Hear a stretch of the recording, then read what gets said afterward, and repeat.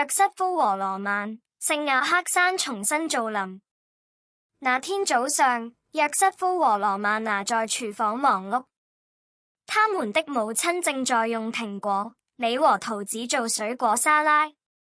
當羅曼把水果切成塊時，他小心地收集了種子和核，並把它們放在一個小碗裡。你為什麼保留這些？他們的父親走進房間問道。約瑟夫笑了。我們有一個項目，我們想把這些種子和果核重新種植在聖亞克山上。他們的母親自豪地看着他們，真是個好主意。但是你知道怎樣才能讓他們長得好嗎？羅曼娜熱情地點點頭。我們在圖書館看書。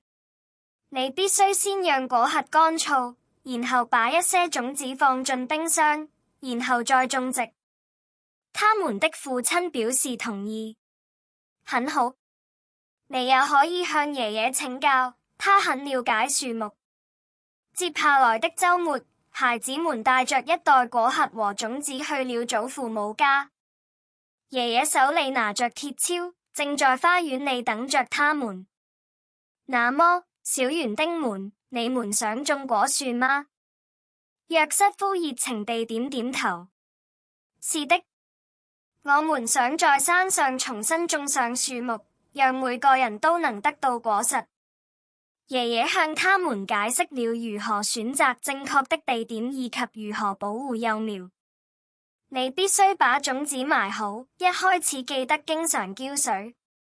松鼠和鳥兒都喜歡種子，所以你必須聰明一點，用一點稻草蓋住它們。Romain和 Joseph 在筆記本上做了筆記，吃過零食後，他們就回家，急切地準備開始他們的項目。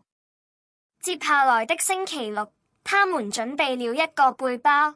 裡面裝有他們的坑、一把小鏟子和一瓶水。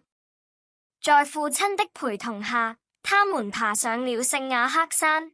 他們特別喜歡那裡的小路和村莊的壯麗景色。這太完美了，約瑟夫指着一片陽光明媚的空地說道。已經有幾棵樹了，但我們可以再種更多。他們挖了幾個小坑，把桃核和杏核放在裡面。再往前走一點，他們種下了蘋果和梨的種子。羅曼娜用雙手拍打着泥土。你覺得幾年後我們就能來這裡摘水果了嗎？他們的父親笑了。如果一切順利的話，是的。但你得經常回來看看你的樹長得怎麼樣。隨着時間的流逝，約瑟夫和羅曼尼照顧着他們的植物，只要有機會就會來澆水。一天，他們回到山上，高興地看到地裡開始冒出小芽。快看！羅曼喊道：我們的樹正在長大。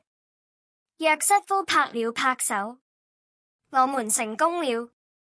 他們的項目引起了村民的注意。有一天，他們的老師在課堂上談到了這件事。這是一個偉大的舉措。你們表明每個人都可以用自己的方式幫助大自然。村長聽說了他們的想法，決定與其他孩子和他們的家人一起組織植樹日。